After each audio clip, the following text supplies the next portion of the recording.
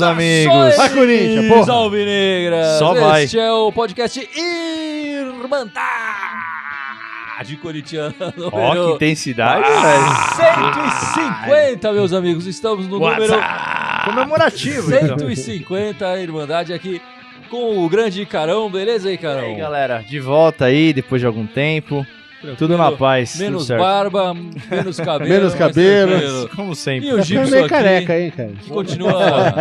e o Gibson continua inteiro aqui, sempre presente. Continua plastificado aqui.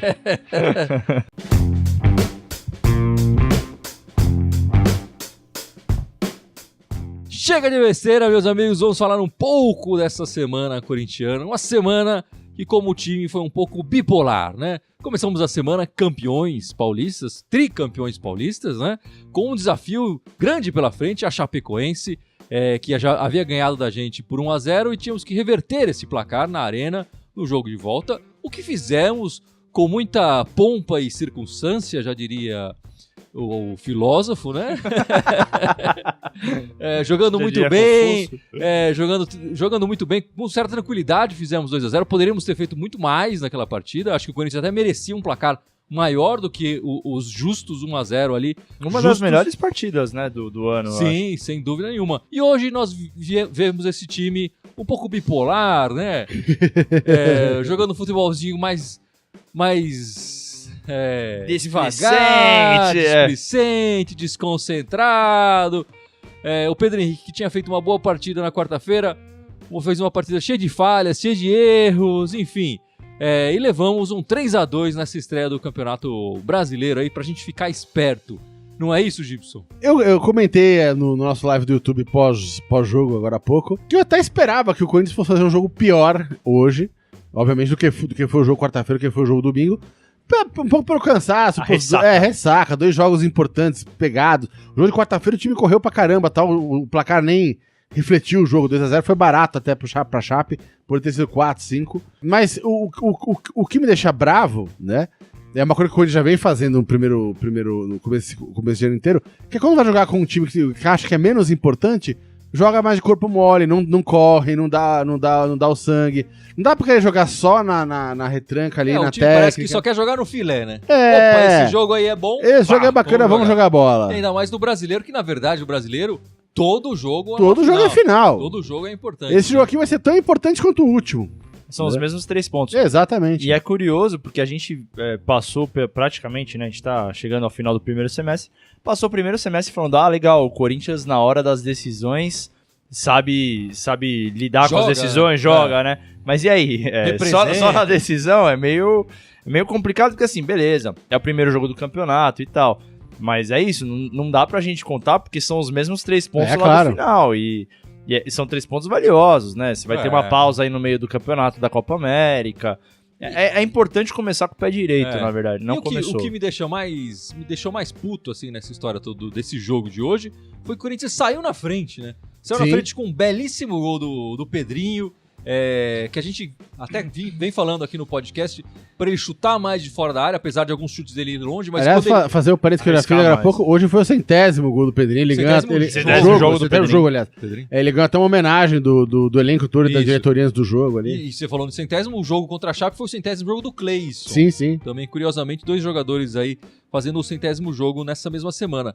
Mas enfim, o Pedrinho marcou um golaço ali, 47 do segundo tempo, né? Você fala, porra, vai acabar do primeiro tempo, exatamente, desculpa. Do primeiro tempo, você fala, vamos terminar o intervalo, a gente tá na frente, né? O que é uma vantagem grande. Normalmente o Corinthians tem uma zaga boa, você fala, levar a virada é difícil e tudo mais, enfim.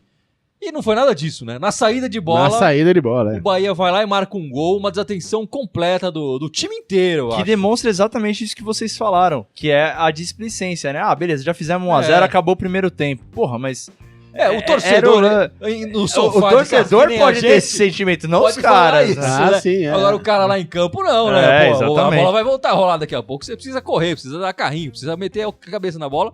E não foi nada disso que aconteceu, a gente acabou levando mais um gol de bola aérea, né, na zaga, dessa vez em cima do Pedro Henrique, cruzamento em cima do Carlos Augusto. Os dois fizeram uma partida muito fraca hoje, e voltamos pro segundo tempo jogando pior ainda, enfim. E com as alterações que o Carille fez, o time caiu, não produziu mais. a entrada do Love, do Vital e do Jadson não surtiram efeito, o time foi caindo. Acabamos levando mais 2 gols ali em falhas, novamente na nossa defesa. O Gibson, acho que o Ralf não falhou tanto, eu acho que o Ralf falhou. No terceiro gol, achei que ele falhou. Mas enfim, o segundo gol já foi... Não foi que eu achei que ele não falhou, pra mim foi uma falha clara dele. Mas eu acho que no terceiro gol, foi um gol que foi mais um mérito do Bahia do que os outros dois. Os outros dois, se a gente tivesse feito o nosso papel, a gente não tinha tomado gol. Esse gol foi um contra-ataque rápido do Bahia. Tanto é que o Ralf era o último cara, não tinha ninguém atrás dele. Pro Ralf ser o último cara, que tá errado. Tá todo mundo lá na frente. Não, mas o fato é que o Ralf teve a oportunidade. Ele não tocou a jogada. A bola tocou. Ele teve, eu não discuto isso, mas pra mim foi mais mérito. E a conclusão do cara foi uma conclusão muito bonita. Pô, o cara fez certinho, cobriu o Cássio. O Ralf errou, mas eu acho que esse gol foi mais mérito do Bahia do que erro do Corinthians. Eu acho que esse jogo é bem resumido pelo segundo gol do Bahia, que assim, você falou do Carlos Augusto, do Pedro Henrique. Que o segundo gol foi mais importante do que o terceiro. E assim, foi uma falha bizarra ali de marcação. O Carlos Augusto completamente perdido. Ele foi pra Salvador pra pular o carnaval. Muito acarajé. Será que tem trio elétrico ainda rolando aqui e tal? Deve ter comido acarajé na hora do almoço, tava meio pesado e não chegou. Porque, cara, o cara chegou completamente sozinho. Ele tava completamente sozinho. Na hora que ele acordou, o cara já tinha feito o gol. Sim. O Carlos Augusto foi muito mal. E o Carlos Augusto, que é um jogador novo e que até essa partida vinha fazendo boas apresentações com a camisa do Corinthians, a gente espera que seja não apenas um lapso, né? Mas que esse lapso dele sirva como lição. Quer dizer, ele é um jogador novo, como a gente já falou aqui, então ele tem muito pra aprender e vai aprender isso, vai aprender errando. Errou, espero que ele não seja pego com tamanha desatenção novamente, né? Sim, e o problema, na verdade, a gente falar de perder pro Bahia, e aí entra o que o Gibson tava falando no começo dos 3 pontos serem importantes, é que assim, a gente sabe que vão ter jogos difíceis e o Corinthians, beleza, tá sabendo se portar em jogos difíceis, mas o Bahia, vamos ser sinceros, que é um time relativamente pior, se a gente for pensar nesse ponto prático da coisa, de que o Corinthians poderia conseguir esses 3 pontos para ficar mais tranquilo. Eu acho que assim, a gente tem que esperar um pouco. Foi uma rodada só do campeonato, vamos esperar para ver se esse time do Bahia é isso mesmo. O time do Bahia foi campeão regional, né, campeão baiano, trocou de técnico recentemente, o técnico deles lá é o Roger Machado, que vem fazendo trabalhos ok's e tal, mas enfim, tá tentando achar o seu lugar aí no plano, entre os treinadores novos, digamos assim. Ele ainda não emplacou um trabalho realmente consistente assim, do início ao fim.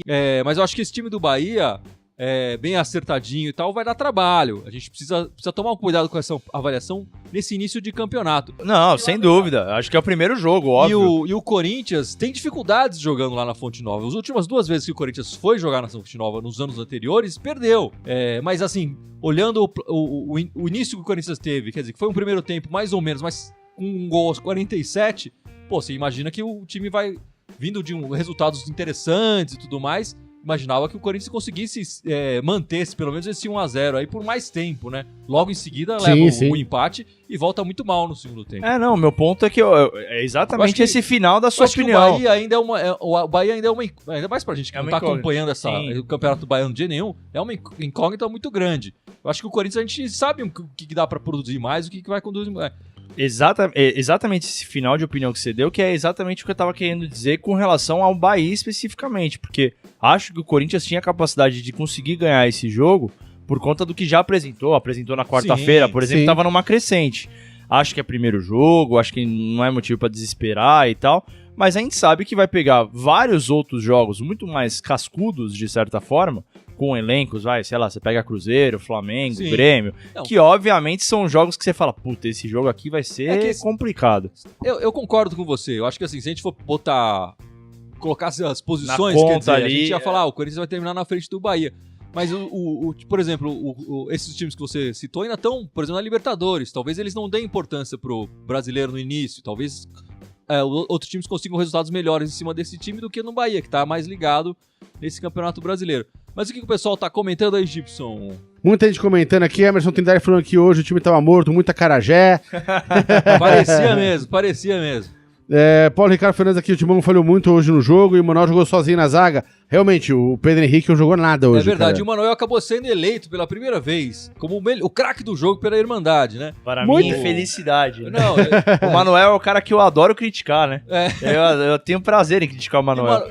E o Manuel vem crescendo e vem caindo no gosto da torcida, né? Teve aquele jogo que ele jogou com o ombro deslocado 2 vezes. Enfim, essa partida, apesar da derrota e tal, eu vejo muito torcedor elogiando o futebol do Manuel, que tá crescendo no conceito da torcida. Eu acho que no começo o Manuel da Champions já ele cresceu muito o último mês, um mês e meio, tá jogando. A última semana jogou demais, cara. O jogo contra o São Paulo. Se o jogo contra a Chape hoje, como o Manuel jogou, a gente teria. Sem dúvida. No jogo contra o São Paulo, no segundo jogo da final e contra a Chape, segundo jogo da semana também, jogou pra caramba. Não, as 2 notas Manuel. que eu dei pela Irmandade, Não, pra mim a resistência foram notas Sim, muito boas pro não, Manuel. Mas tem um crescimento dele. Pra mim, hoje em dia, ele tá à frente do Henrique, por exemplo. Lógico. Tá falando. acho. E o Pedro Henrique, que costuma entrar ali na vaga do Henrique, fez uma partida muito boa quarta-feira. Fez uma boa jogou partida muito contra bem. a Chape. Hoje não se achou em campo. Mas Da mesma maneira que o Carlos Augusto fez uma partida muito boa quarta-feira e hoje não se achou em campo. Mas esse é o grande problema do Pedro Henrique, do Léo Santos, É do muita próprio oscilação, Iago, que já saiu. Os muita caras oscilação. oscilam muito, esses Exatamente. caras que vieram dos juniores, O né? Iago eu Ainda tá abaixo, eu na minha coloco visão. ele em outro grupo. É, Porque eu acho sim. que o melhor do Iago não é o melhor do Pedro Henrique, não é o Com melhor certeza, do Léo com Santos. certeza. E o pior do Iago também não é o pior do Léo Santos nem Sim, do Pedro sim. Henrique. Não, é outro nível de zagueiros, mas o Léo Santos e o Mas Pedro realmente. Henrique, que eram referências, Exatamente. teoricamente, da zaga nos juniores, eles não constataram isso em regularidade mesmo, Exatamente. sabe? Quando eles vieram pro profissional. E aí é que eu Exatamente. vejo como problema. O Léo Santos cogitou, sei lá, Real Madrid, estavam falando, não sei o quê. É. O Jadson Antônio botou aqui, meu Deus, eu vivi pra ver vocês elogiando o Manuel. O Manuel Robocop é o craque da Irmandade nessa partida de hoje, que foi um jogo muito fraco do time no geral, né? O lado esquerdo inteiro do time hoje falhou o Carlos Augusto e a da Pedro defesa e o Pedro Henrique. O Carlos Né? Augusto, eu vou te falar que eu lamento mais do que o Pedro Henrique. O Pedro Henrique a gente já sabe que oscila. O Carlos Augusto sim, é um verdade. cara Sem dúvida. que tem muito Verdade. potencial. Sem Ele dúvida. tava cotado pra ser titular no começo do O ano. Pedro Henrique, ele sempre teve esses altos e baixos, ele vive um pouco desse... Joga muito bem, Sem coloca dúvida. os atacantes no bolso e depois tem uma caída. E o Carlos Augusto não. O Carlos Augusto, todas as apresentações que ele teve até agora, ele foi muito seguro. Muito seguro, é. Muito seguro. E no jogo de hoje ele não estava seguro, né? A gente percebia ele, já antes do Corinthians levar o gol, ele estava sempre correndo atrás do atacante, estava sempre meio atrasado. Mas eu acho né? que tem uma questão, eu ia até comentar isso, desse lado esquerdo do time hoje, que pra mim o lado esquerdo inteiro tava muito ruim, assim, e talvez ele seja correndo mais perder atrás da bola por causa disso. O Pedro Henrique tava muito mal, inclusive saindo muito mal, quando ele tinha que sair com a bola, saía muito mal. O Cleison tava muito mal a partida inteira hoje, também, que jogava junto ali com o Carlos Augusto. Então o Carlos Augusto tá de um lado micado do time hoje, cara, assim, o que tá acontecendo de bom no time é do lado de lá. Você vê que quando um Né? do lado já tá zoado, já ferra todo o resto, né? Sem Porque daí dúvida, não tem o cobertura. lado de lá ele tal. tava rolando, mais com o Fagner, com o Ramiro Pedrinho, caindo ali o também. Ramiro caindo ali, mas do lado direito ali, você tinha o Manuel, você tinha o Fagner, você tinha o Pedrinho. Tá funcionando muito mais do que essa coluna esquerda do time. Não, é verdade. Então eu acho que de repente o Manuel pode ter caído nesse vórtex, nesse... O Pedro Henrique. Pedro Henrique, desculpa. Não, o Carlos Augusto. é. Ele pode ter caído nesse vórtex criado pelo Pedro Henrique e pelo Cleison. No final, o Cleison jogou, ele acordou e resolveu jogar bola. Nos últimos 20 minutos, mas antes disso ele e não tava fez o fazendo gol, nada ali. E é curioso, a Ele gente fez tá um falando da golaço, não foi no zaga, gol, foi um golaço. a gente parou de falar um pouco disso, mas durante algum tempo o Marlon era cotado até pra ser titular. Sem dúvida. Eu tô surpreso, eu confesso que eu não acompanhei, não sei muito bem o que aconteceu ao certo, mas o Pedro Henrique passou, teoricamente, o Marlon Não, é nessa que linha de escala, né? O que eu vejo que o cara, ele nunca falou isso, mas o que eu percebo é, o Marlon é reserva do Manuel, o Pedro Henrique é reserva do Henrique. O Henrique tava contundido e tal, vai o Henrique. Se fosse o Manuel suspenso ou contundido, seria o Marlon. O Rogério Saraiva tá comentando que o time precisa de um jogador de criação que pegue na bola com classe e assuma o jogo, né? Então, O puro camisa 10. Já tem bastante gente. O Jadson também falou aqui, né? 10, 10, 10, eu quero um camisa 10. Mas eu vou te falar uma coisa. Nas últimas circunstâncias, a gente, por muito tempo até, falou sobre o Sornosa ser meio lento e tal. Acho que hoje não foi um jogo bom do Corinthians. A gente até tem um camisa 10, se for para pensar no Jadson também. Tem o Regis aí que chegou, eu confesso que eu não conheço o cara. Acho que a gente tem que tomar... Aí volta a sua opinião. A gente tem que tomar cuidado com a nossa avaliação de primeiro jogo, porque de fato eu acho que hoje não foi um jogo bom, na minha visão de postura do Corinthians. Acho que taticamente nem deu pra se avaliar muito, porque acho que a postura do Corinthians estava ruim, o comportamento do Corinthians estava ruim. É verdade. A comparação com quarta-feira é um abismo, né? O Corinthians marcando a Chape, com marcando muita em cima, eletricidade, exatamente. tudo mais, procurando a bola, o time super ligado. mordendo e tal. E no jogo de hoje, acho que a imagem pra mim que fica do primeiro tempo é o Cássio levando o amarelo por cera no primeiro tempo. Sim. Pô, o que é ridículo. 0-0. Meio sem lógica, No primeiro né? Sem tempo, sentido. o Cássio leva amarelo por cera. É demais, né? E é aí- uma postura que não... Não, e aí quando a gente fala, não por dá exemplo, pra do ser. meio, cara, uma semana atrás o passe do Sornosa pro Love foi de camisa 10 clássico. Sim. Foi um passe maravilhoso, né? Então, é isso, assim, eu acho que a gente só tem que pesar acontecimentos pra falar, nós até temos. Ah, O problema sim. é como esses caras vão jogar de sim. fato, É assim, que né? o Sornosa tem uma coisa, ele participa muito bem nas bolas paradas, enfim, fez muitas assistências assim. Eu acho que ele também tá lamentando a falta do Gustavo nessas bolas, porque o Bozelli não tá chegando tanto quanto o Gustavo vinha chegando nessas bolas. Mas ele, com a bola rolando, ele realmente produziu pouco. Ele para, Ele é produziu verdade. pouco. Ofensivamente, eu acho que ele, no conjunto do grupo, ele vem se esforçando, correndo, mordendo o jogador, Sim, sem enfim, dúvida. roubando bolas e tal. Mas na parte ofensiva, que era o que a gente talvez tivesse mais esperanças com ele, ele ainda produziu pouco com a bola rolando. Com a bola parada, ele até que foi bem. Eu acho que o jogo de hoje é aquele jogo pra jogar que a gente jogava antigamente, sem centroavante. Sem ter um cara na área. Se a gente não consegue ter uma criação decente, a bola não vai chegar pro cara lá na área, não vai chegar. Por isso que o Gustavo não tava marcando gol nos últimos jogos. Por isso que o Bozelli... O Bozelli já tá achando ele mais fraco, tem outra história com o Bozelli, mas... o fato é que a bola não tá chegando bem pros caras lá na frente. Então não adianta ter um cara de referência na área se a bola chega mascada, chega toda micada, chega de qualquer jeito, né?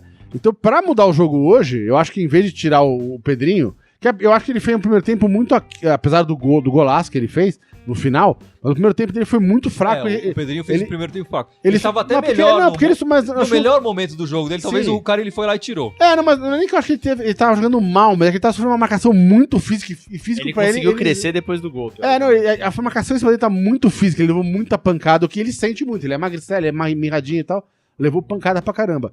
Então, de repente, se era pra mudar o jogo, era fazer o time crescer, pra mim não adianta só trocar o Pedrinho pelo Love. O que em outros tipos de jogos Até funciona. às vezes funcionava. não, muda o esquema. Mas acho que ali, de repente, o lance era jogar sem um cara de área. Eu teria tirado o Bozelli e colocado o Love, mas não pro Love ficar plantado lá de Porque nem é o perfil dele, na nem verdade. é o perfil, mas pra tomar conta desse meio da criação, daquele meio de sim. campo ali, da armação.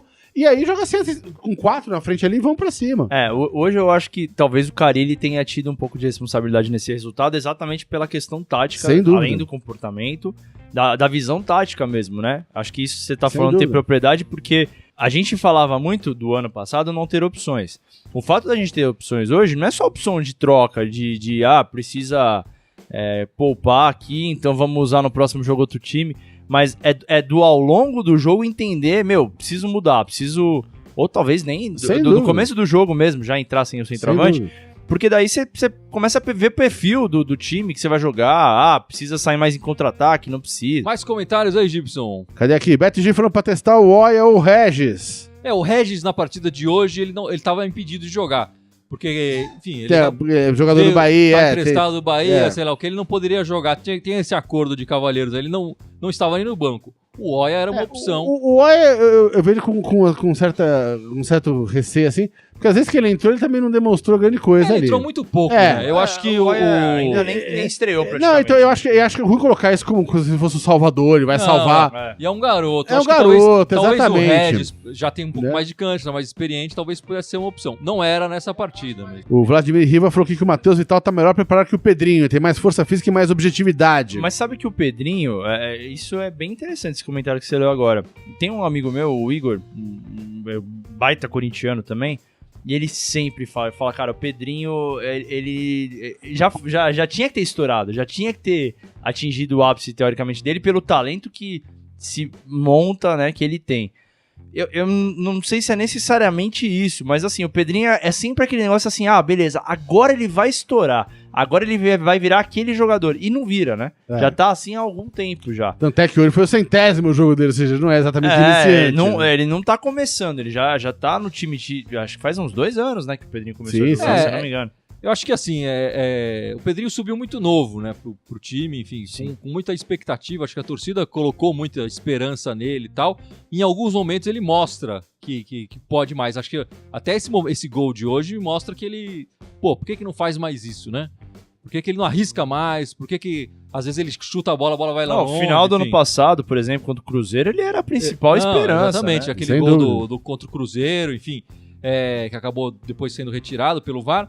Enfim, mas eu acho que a gente tem que ter calma. O Pedrinho é novo também e tal, ele ainda vai evoluir muito. Acho que ele teve essa questão nutricional, enfim, que ele um garoto pobre e tudo mais, que tá chegando na equipe, ele sentiu falta, ainda tem que se encorpar mais.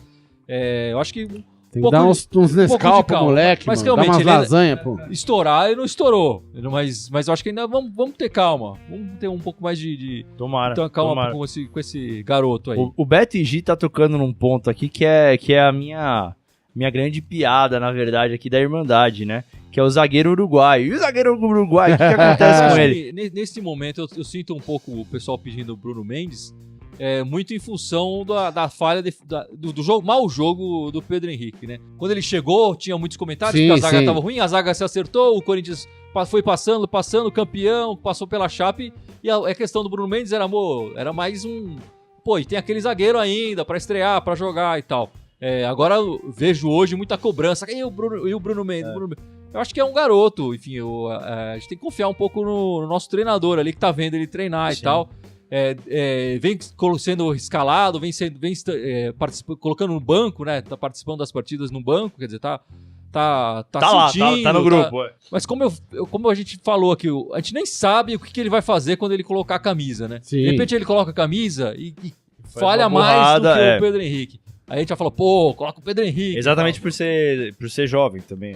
Enfim. O Vinícius Teles mandou um comentário muito bom aqui, falando: o Jadson entra como se tivesse comido uma feijoada. O Jadson tá ganhando aquela barriguinha que vem com a idade aqui. O Jadson, né? Tá chegando na fase do Douglas, do Jadson, né? Quando o Douglas já tava...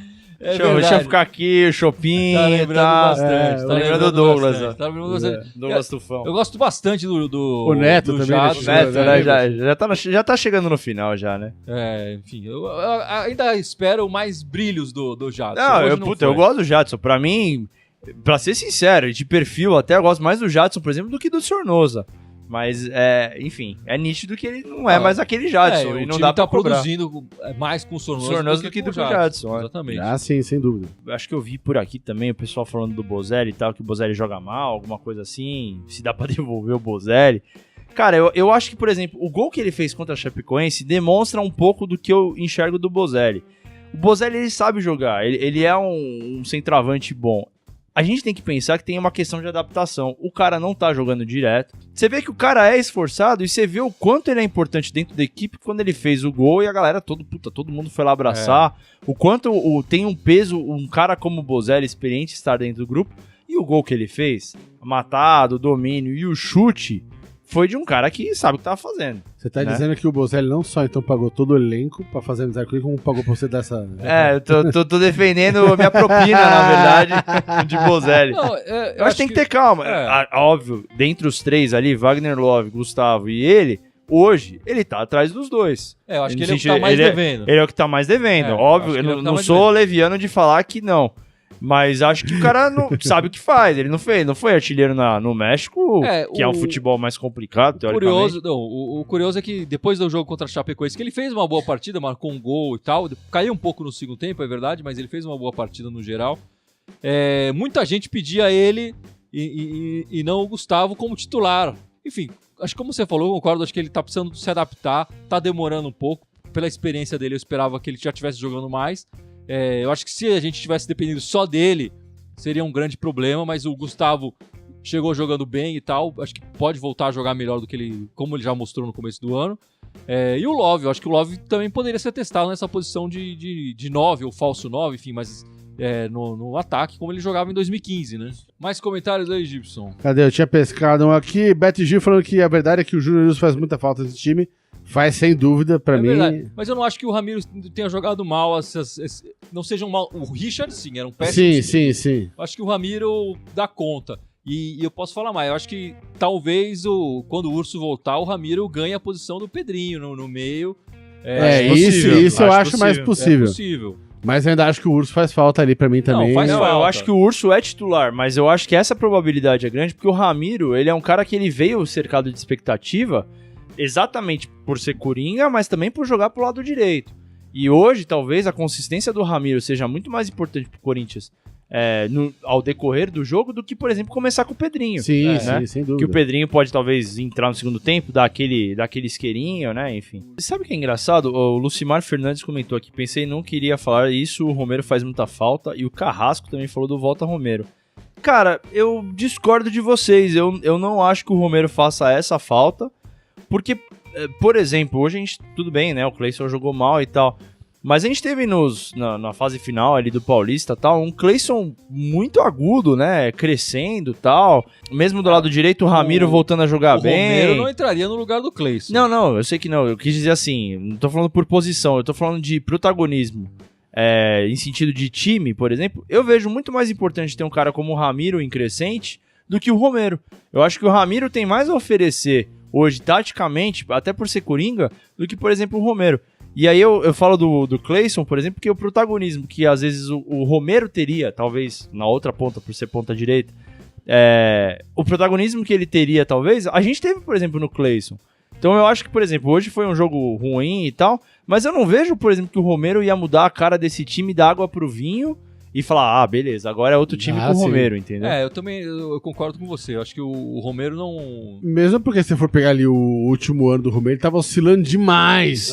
Sim. Fazia um jogo bom, muito bom, excelente, e fazia 2, 3 jogos de merda. O que é sempre legal dele é sempre a dedicação, aquela que corre a marcação. Sim. Mas taticamente, tecnicamente, ele fazia jogos muito ruins. Enfim, acho que o Romero é um ídolo do Corinthians, enfim, dessa passagem que ele foi, por tudo que aconteceu, quer dizer, ele muito criticado no início, deu a volta por cima, campeão brasileiro e tudo mais, artilheiro da Arena, enfim, mas no final das contas, ele não aceitou a renovação que o Corinthians propôs para ele, enfim, acho que a contratação dele teve uma série de pequenos erros, um deles foi atrelar o salário dele ao dólar. Sim. O Corinthians queria retirar isso do contrato novo, o Romero não quis, é um direito dele, enfim. Mas ele tá fora do Corinthians, não é uma opção do treinador, dos jogadores. Sim, concordo. Acho que ele tá fora por uma opção dele. E aí, depois da Copa América, a gente vai ver ele com outra camisa, seja no Brasil, estão falando também que tem uns times de fora talvez interessados nele. Assim, o fato é que a gente não tem o Romero e, vida que segue pra ele e vida que segue pro Corinthians, assim, a gente não tem e já era. O próximo jogo do Corinthians, por incrível que pareça, é contra a Chape novamente. Quarta-feira que é feriado, então o jogo vai ser às 4 da tarde. Em Itaquera, o Corinthians que tinha pensado em mandar alguns jogos fora de Itaquera por causa do gramado, exatamente. E tal. Agora já estão falando que tá bom, que tá quase um tapete, eu ainda vejo muito buraco nesse tapete. Tá meio esburacado. Mas o pessoal fala que não precisa, então vai jogar em Itaquera contra a Chape novamente. A Chape que a gente acabou de ganhar de 2-0 e eu espero não menos do que 2-0 novamente. Em casa, bem-vindo. Em casa. É o mesmo cenário e tudo mais. Aguardamos mais 2-0 aí do Corinthians sobre a Chapecoense. Não é, Gibson? Sem dúvida. Mas pagar 3 pontinhos. E no domingo não, no fim de semana, porque não será no domingo, eu estava me enganando, mas me corrigi a tempo. Enfrentaremos o Vasco. E o Vasco é um time carioca, então, obviamente, enfrentaremos lá na Arena do Amazonas, não é? Faz todo sentido. Claro, exato. Sábado. Porque se o Vasco é do Rio, a gente vai jogar em Amazonas. Claro. Sábado, 7 da noite, Vasco e Corinthians na Arena do Amazonas, lá, a Arena da Copa e tudo mais, que estava abandonada, mas o Vasco quer trazer uma nova vida para a Arena. Mandando no ano passado, o Vasco mandou o jogo contra o Corinthians em Brasília, né? Dessa vez, em busca dos corintianos. De Manaus ali, está mandando. Se eu não me engano, ano passado foi 4-2, acho que o Romero fez uns 2 gols. Então, foi um golaço, foi um jogaço. Né, foi jogaço, então, e foi fora. Então vamos pensar na superstição, vamos pensar que vai dar certo que isso vai aí. dar certo novamente. E o jogo é no sabadão, 7 da noite, contra o Vasco lá no Amazonas, né? Oh, yeah. 4-1, o Lucimar Fernandes lembrou aqui. Isso aí. Vou fazer invejinha pro pessoal. Opa! Aí, olha lá, olha a coisa linda. Aqui, faz um brinde aí. Canequinhas da Irmandade. Canequinhas da Irmandade. Quem tiver interessado, pergunta pra gente aí que a gente informa como conseguir a sua canequinha da Irmandade Corintiana. Vamos ver se tem bastante procura aí. Quem tiver interessado, manda no direct, né? O pessoal exatamente, fala. manda no direct.